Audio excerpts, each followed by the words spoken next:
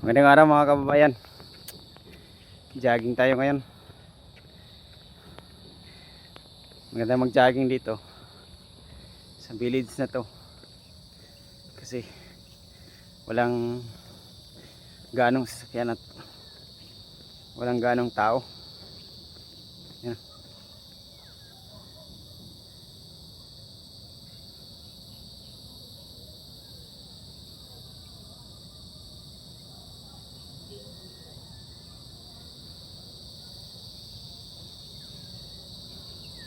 Tahimik, no?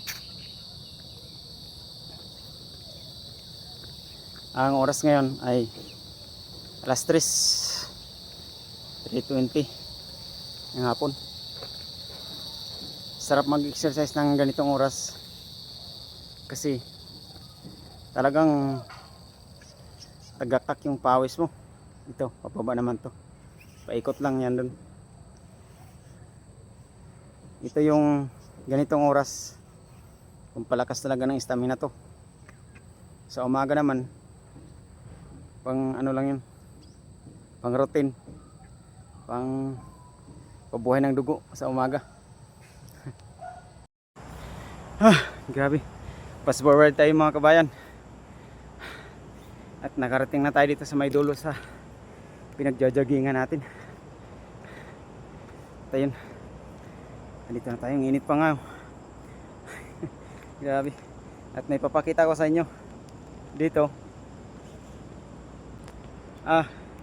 Ito yung likod ng Hinulugan Taktak mga kabayan. Ayan o. Delikado pala to. Lipat ako dun sa kabila kasi delikado pala o. Nagbibiyak yung lupa. Baka bigla gumuho yan. Dito tayo, dito. Dito tayo sisilip. Grabe yan, sukal na.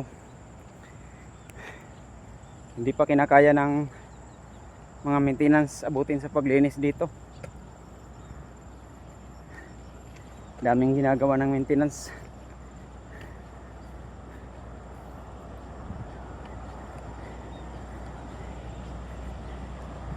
Sukal na. Dito tayo, dito. Ay, sukal na dun. Ayan mga kabayan. Ayan yung likod ng Hinulugan Taktak. Ilog. Ayan. Grabe ang ano. Siguro ang lakas ng ulan dun sa taas. Pero dito walang ulan. Yung banda dun sa may unahan, kita nga yung cross ng church eh. Diyan banda yung church sa diretso na yun, pa diretso sa Taktak. Ayan.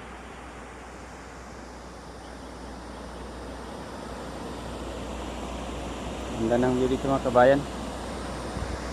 Grabe oh. Maano yung tubig, kulay kasi umulan siguro sa taas.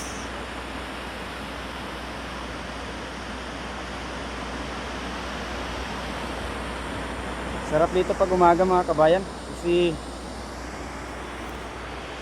pag umaga ang sarap magtambay dito kasi ang lamig.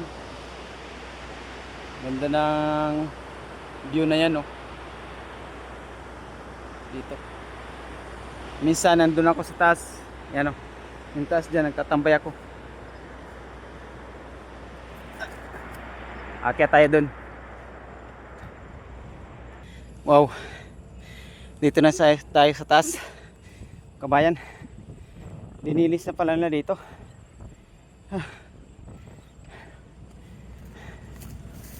Daw, linis na oh.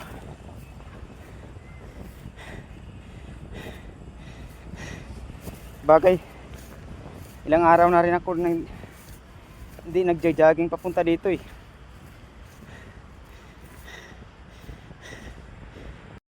So yun, dito tayo sa taas. Ilang araw ako din nag-jogging papunta dito mga idol. Ayun, lininis na nga nila dito. Sa gabi Ganda mang picnic dito.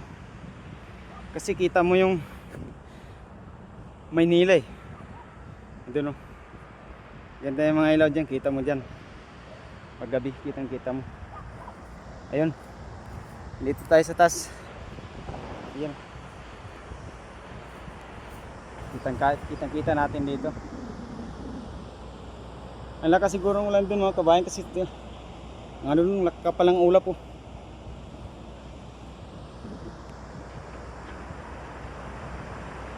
Wow. Napapansin ko dito nga pag tuwing pa December, kahit ganito yung araw, yan, sobrang init pa ng araw, malamig na yung simoy ng hangin. Kaya sa umaga pag pa December dito, yung makapal yung hamog. So yun, balik na ako pa uwi mga kabayan. Bali ano pala tong dinadaging ko, bali 10 kilometers to, 5 to 5 balikan. Yan.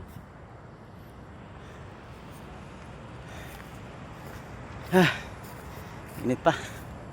So yun, salamat sa mga kapanood ng video na ito mga kabayan. Paki like and subscribe naman. Maraming salamat po. Bye bye.